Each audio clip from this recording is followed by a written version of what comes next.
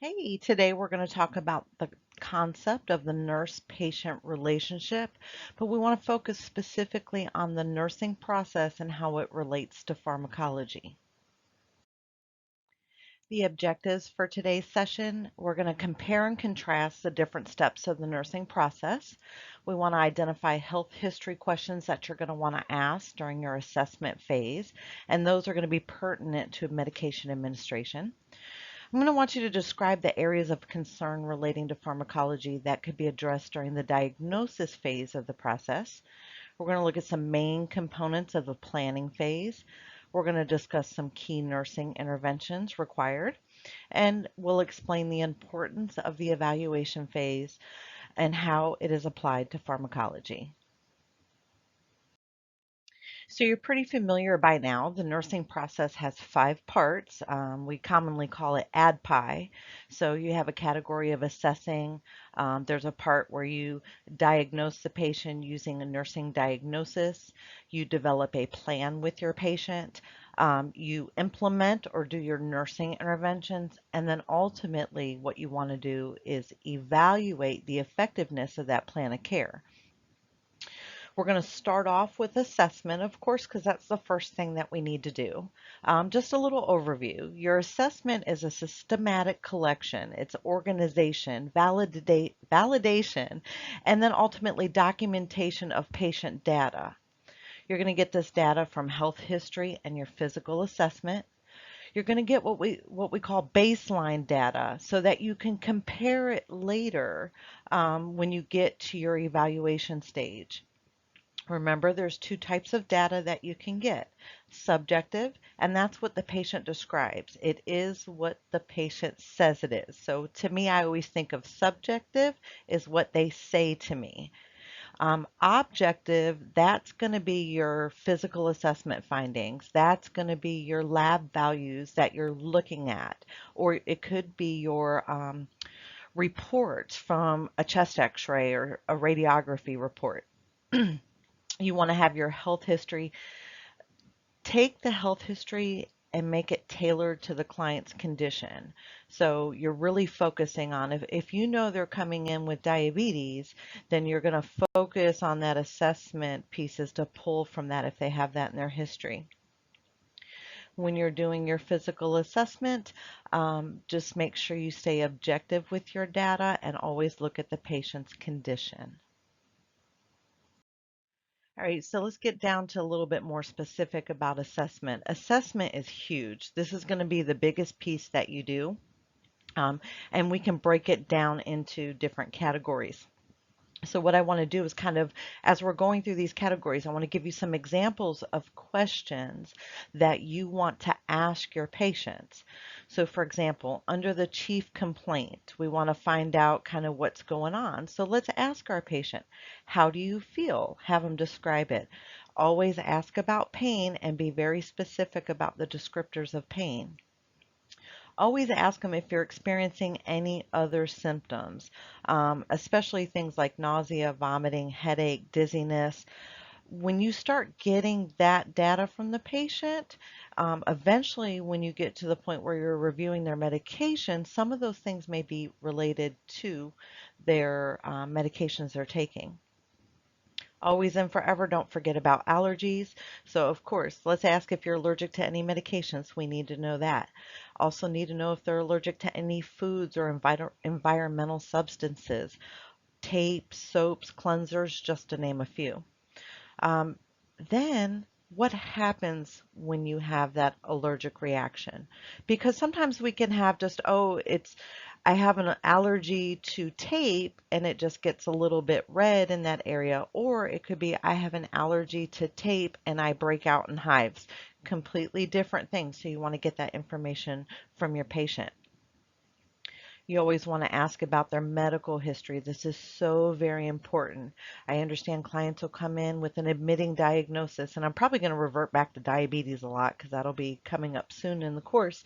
Um, Always ask about other conditions because other health conditions interplay with everything that's going on with the patient. So when you're asking about history, Focus on asking, do you have diabetes, heart problems, any respiratory conditions or neurologic conditions, just to name a few.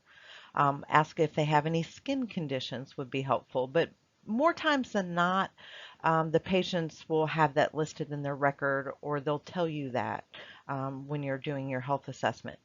And then if they have any other conditions, it would be good to know how they've been treated in the past. So I'll give you an example. Patient may say, well, I have hypertension. Okay, so how is that hypertension being treated? Because it could be being treated just by maybe healthy lifestyle changes, or maybe you have been put on a low dose of medication like lisinopril or something like that. You want to kind of find out. It could even go as far as, I have hypertension and I'm on 5 or 6 different antihypertensives. So always ask how any conditions are being treated. When you're looking at family history, always good to ask if anybody in the family has any problems with medications and ask them to describe that, or if anybody in the family has some significant medical problems, because we do know that some medical conditions are related to family history and or genetics. Drug history is going to be really important. Always need to know what prescriptions the clients are currently taking, and when you do that, you need the medication name, the dosage, and the frequency. Ask about those non-prescriptions or over-the-counters. Same thing, you need all the name, dosing, frequency. People tend to overlook over-the-counter, so you definitely want to ask about that. You need to ask if they've experienced any side effects or have any symptoms with the medications that they take. Also, do not forget to ask about herbal medications, vitamins, and supplements. We'll talk a little bit later about herbal and vitamins, but just know that they can have a lot of contraindications with other medications. For health management, you need to know who's on the provider team.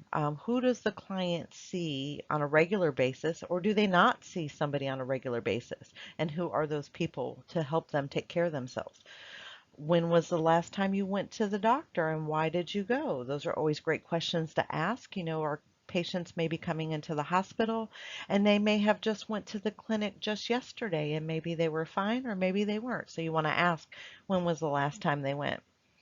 Always ask about diet and trouble sleeping if you can, because a lot of times diet can affect medications and how those medications work in the body, and trouble sleeping could be a side effect or potentially adverse effect of some medications. Reproductive history, number one on the list, and this is for everything. If you come across a female and they are of childbearing ages, please ask if they are pregnant or think they are, or if they are breastfeeding.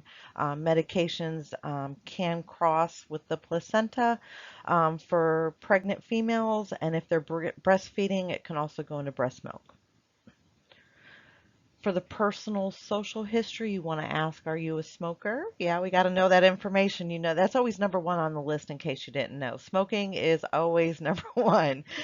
Do you use any alcohol? If so, how much? Don't be shy.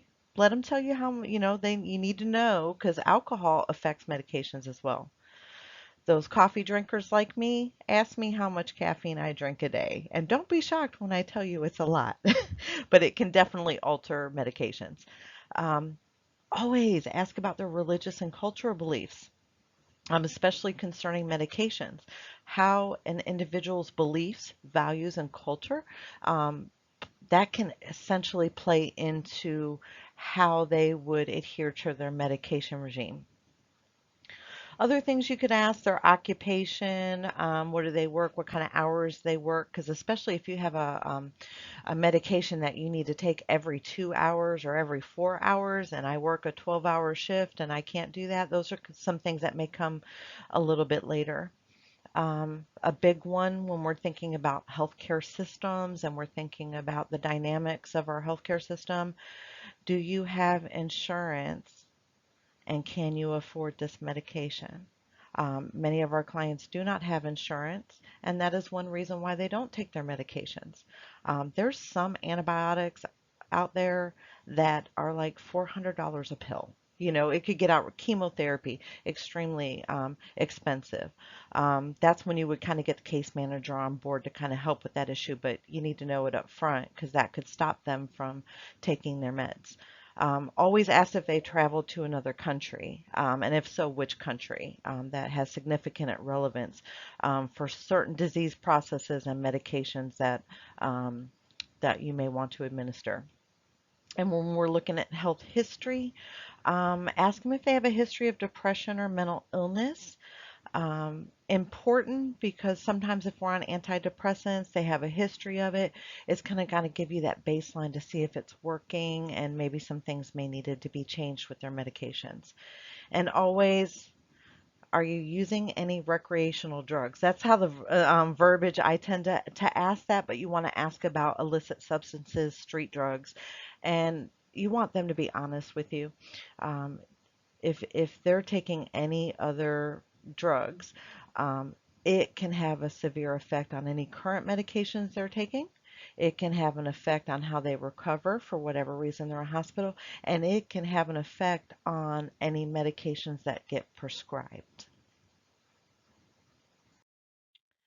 So we'll just continue a little bit more. Once pharmacotherapy is initiated, you want to focus on the reaction to medication. So things you want to watch out for is what is the desired response? You have to know what the medication is that you're giving and what is the expected response that the client is to achieve. You need to know the adverse effects of those medications in case your client starts to manifest them. And then you always want to look for the patient's capability of assuming self-administration. Big example, insulin. You have to be able to know if the client is able to actually administer insulin independently. Again, I can't say this enough. Ask about herbal and vitamin supplements. Not all vitamins are the same, not all herbal medications or anything. It could be varied. There's no regulatory stuff really specific for it. And they can really have a dynamic effect. They can either increase how a medication is working, and you wouldn't want that, or they could actually cancel the effect of the medication. So always don't forget to ask about herbal and vitamins. All right, so nursing diagnosis. This is often the most challenging part of the nursing process. You want to make sure that you focus on the patient needs, not your needs. This is all about the patient, and you want to have a very good insight of thinking about how to promote their medication regime. You want to talk to them about minimizing drug effects and everything. You want to think about all these things when you're getting these nursing diagnoses together.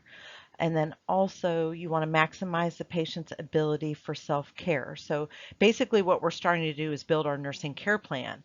And when we get a little bit later down the road, when we start talking about goals, outcomes, and nursing interventions, we want to focus it on the patient, and we want to make sure that it gets them involved so that they can independently manage their medications. Your plans of care or the diagnoses may focus on the patient's response to actual or potential health life processes. So for example, remember an actual nursing diagnosis has three parts: something related to something as evidenced by something, or you could have a potential health, and that's where we do at risk for. Risk for falls is a good example. Common diagnoses related to the patient are deficient knowledge. This is where the patient's not properly educated about a medication. And then non-compliance. This is where the patient is properly educated but chooses not to take the medication. And I bring those on this slide to show you the difference. There is a difference between the two. Some other nursing diagnoses that are really common when we start talking about medication administration: activity intolerance, pain, acute or chronic, Risk for falls, always, in almost every medication, you're doing a plan of care for risk for falls, especially for those antihypertensives. And then urinary incontinence is another predominant one. When you're in the planning phase of the nursing process, you've already got your nursing diagnostic statement, or you kind of know like a general pathway where you're going with your plan of care.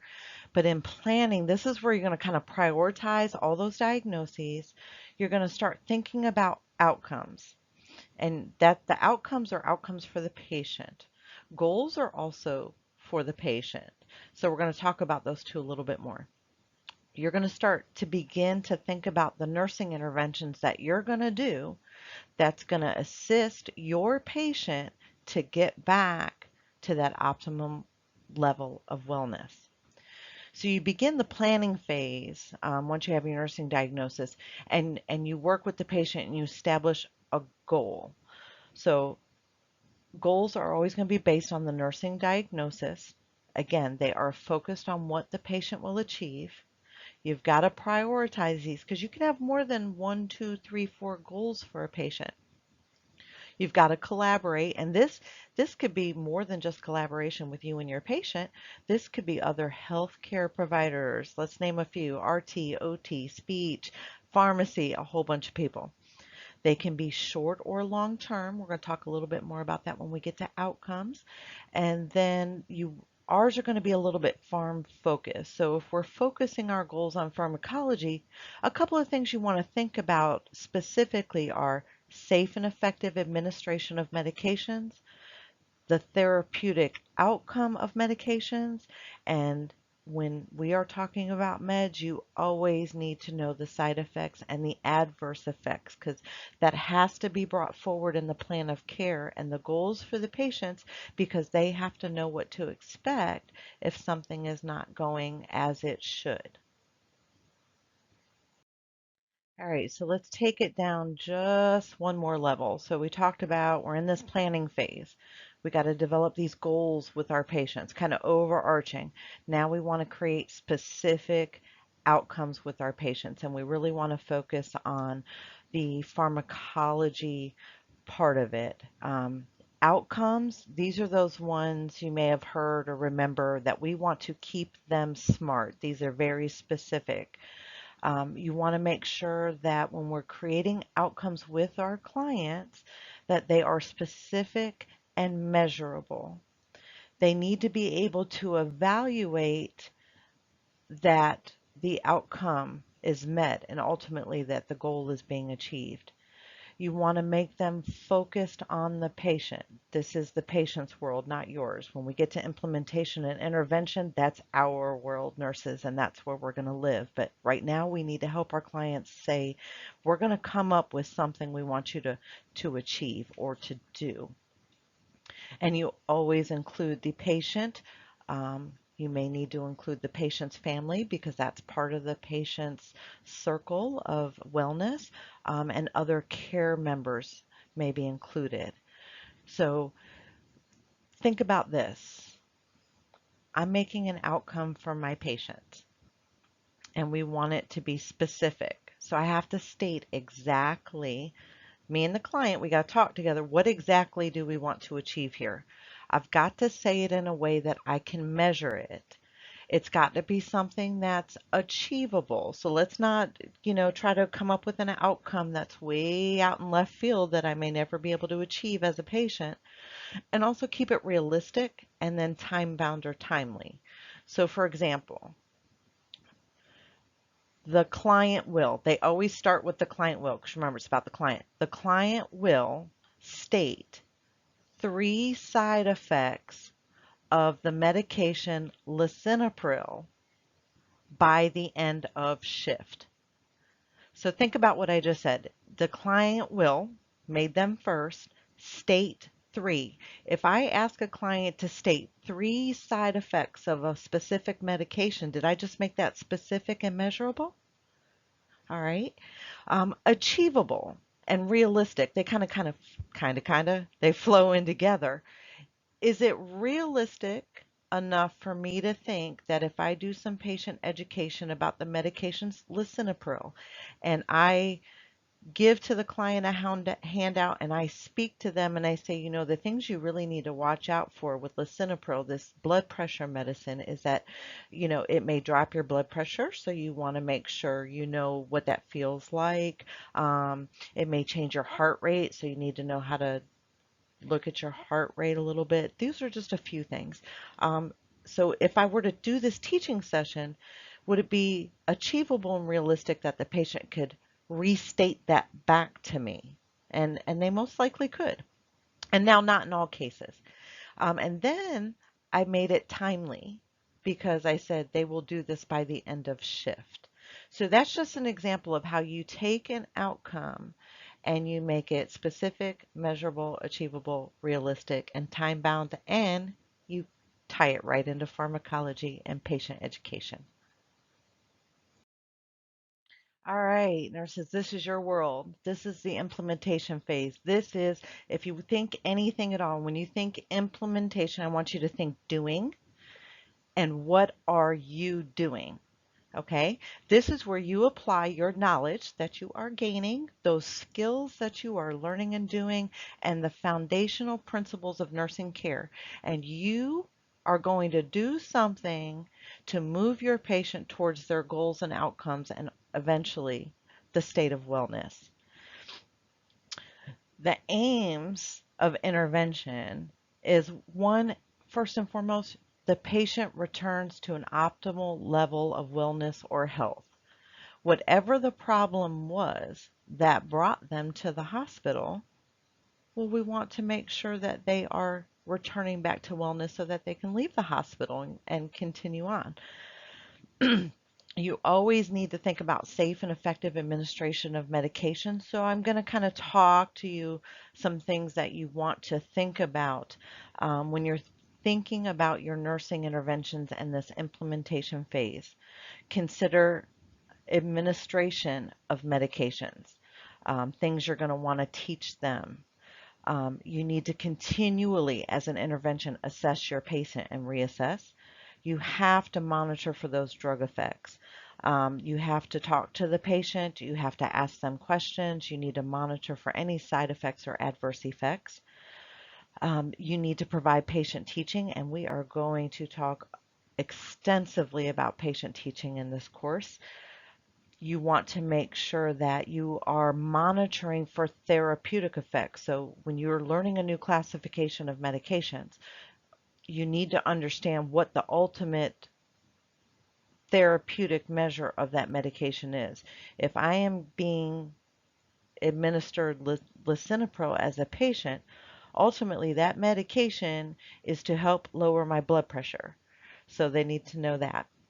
Um, you need to always look at the client's physical condition, frequent vital signs.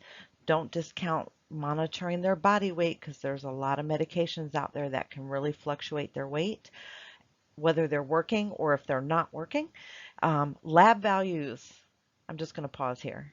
Um, I'd say a lot of times, do not memorize your way through nursing school. I think almost every video lecture I've done, I say it every time.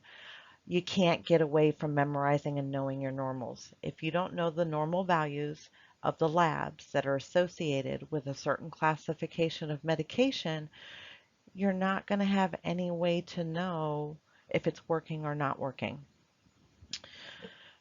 Always, always, always document. So when we're talking about medication, your administration, do not negate the documentation within the computer or paper if that's what they're still doing. But when you document, you always want to document the therapeutic effect, the adverse effect, anything the patient says, and objective assessment data. And always when you gave it, how much you gave. And most times in computer documentation now, it kind of populates a lot of that data for you. And teaching. Always, always teach. A lot of clients are going to get new medications, so it's a requirement. You have to teach them about the new medications. But many times your clients are going to come and they're already going to be on medications. Please do not make the assumption that they already know everything. Ask them what they know.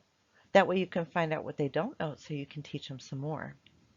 Um, When you are teaching, please know that this is a primary role for you. It is expected. You need to teach um, related to, most important, remember that deficient knowledge if they have it, or the non-compliance. That's where teaching really starts to come into play a lot of times with pharmacology. You need to provide written material to your patient if it's appropriate. So, well, isn't it appropriate for everybody? Not necessarily. So I'm your patient and you hand me the beautiful handouts that you can print on the computer now at the hospital and you give it to me because I'm the patient. But what if I'm only on a first grade reading level? What if I can't understand those words? What if I don't speak English and you gave me an English handout? Those are the kind of things that you want to think about with printed material. But you always do want to provide written material to them in the method that they are able to learn best. Take a special note and realize that your pediatric clients and your elderly clients, they can pose special challenges. So if you're working in the geriatric population or if you're working in the peds population, you're going to have to tailor a lot of this. You also, teaching the client doesn't end with the client because who's in the room with us? I'm the patient. Who do I have in the room with me? I may have a spouse, I may have a family member, I may have my best friend. They may be my social support. They may be my whole support. So not only can you teach the patient, but you can teach their support system as well. All right, so you've gotten through the point. You've done your assessments. You've done some diagnoses, done some planning, got a plan of care together, got your interventions in place. You've done what you need to do. How do you know everything is working? Evaluation. That's your stop point or your checkpoint. When you're evaluating, you want to compare the patient's current status with what the desired outcome was. Did they reach that outcome? Or did they reach that overarching goal? If the goal is met, then go focus your energies on the next highest priority health need.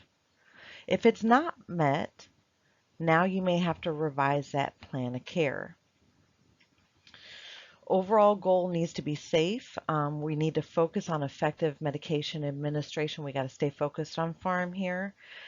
And your therapeutic outcomes or the client outcomes should be the best possible, and you should take every step to ensure success. So when you're evaluating, you got to look at all of these pieces.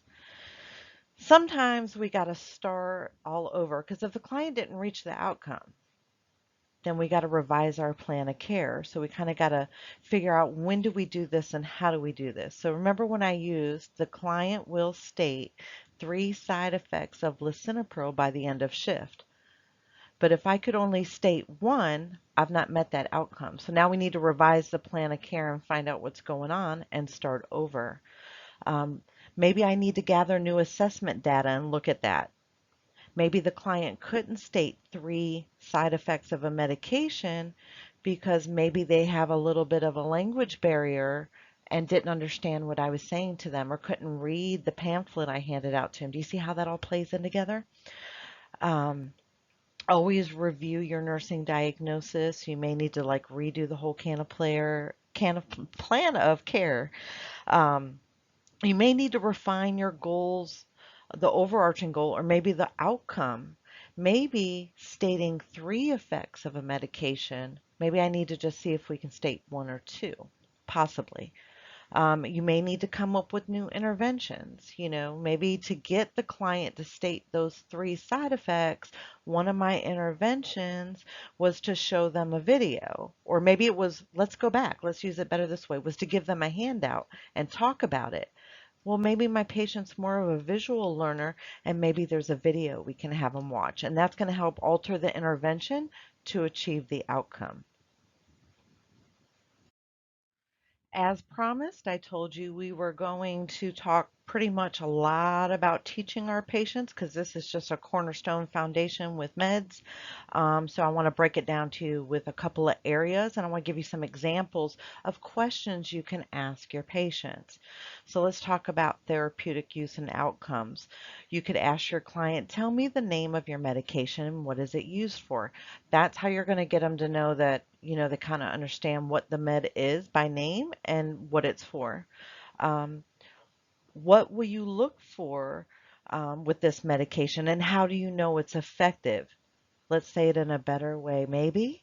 How will you know your medicine is working for you?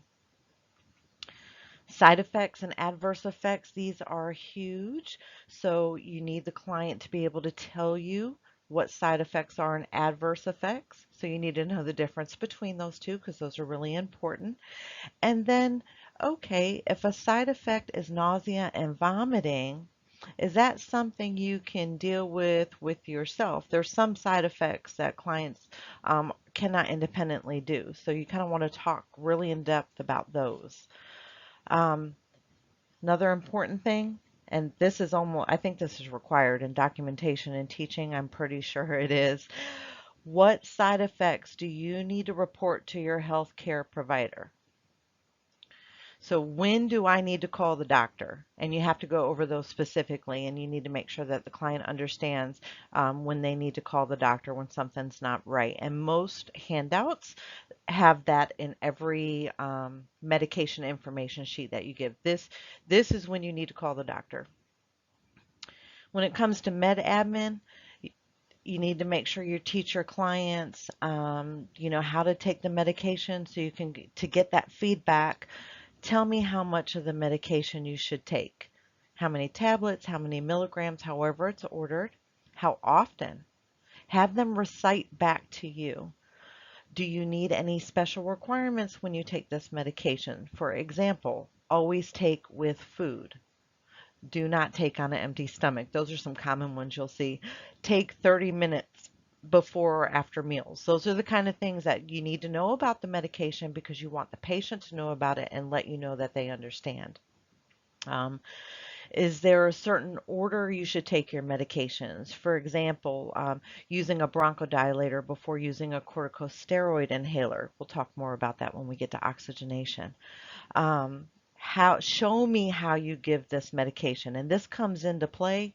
Let's go back to it again. Insulin. If a client's going on insulin for the first time, subcutaneous injections, you need a demo return demonstration. If they're going to self-administer eye drops, have them administer the medication while they're in the hospital with you themselves so you know they can do it at home. If they are going to be using inhaler for the first time, have them appropriately use the inhaler before they go home. Do the return demo. Are there any things you need? You ask your client, what do you need to do anything before you take this medication? For example, let's go back to those antihypertensives. Do you think it would be beneficial for the patient to take their blood pressure or possibly pulse before they take their dose of their blood pressure medicine? They may need to do that. So you want them to understand that. Storage of medications. They need to understand if the medication has a specific storage requirement. And I'm just going to let you know now, we'll talk more about it in perfusion, but nitroglycerin is one that has specific storage considerations. And then they need to understand things you want to ask. What do you do if I miss a dose? Because some clients would be like, oh, I missed that dose. I'll get it tomorrow. Oh, I missed that dose. Maybe I should take two. Oh, maybe I'll just take three to be on good measure, so in case I forget to take it to the next day. So you want to ask them about that. What do you do if you miss a dose? Other monitoring and special requirements. Do they need any tests? For example, in order to take my insulin, I need to know my blood sugar. Now, do they know how to do an Accucheck? Do they know how to self check their blood sugar? That's just one example. How often should these tests done? Well, let's just stay with the insulin and the blood sugar. Well, do I need to take my blood sugar once a day or do I need to take it 4 times a day? Those are the things you want to ask your client so they understand. Um, Are there any medications that you should not take? And we use the word contraindicated.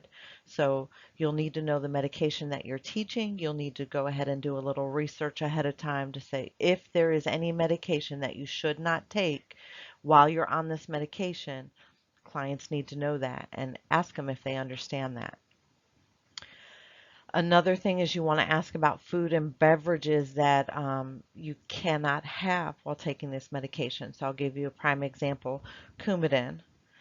You guys may know about, I hope you guys know about this already, but if not, it's coming back later.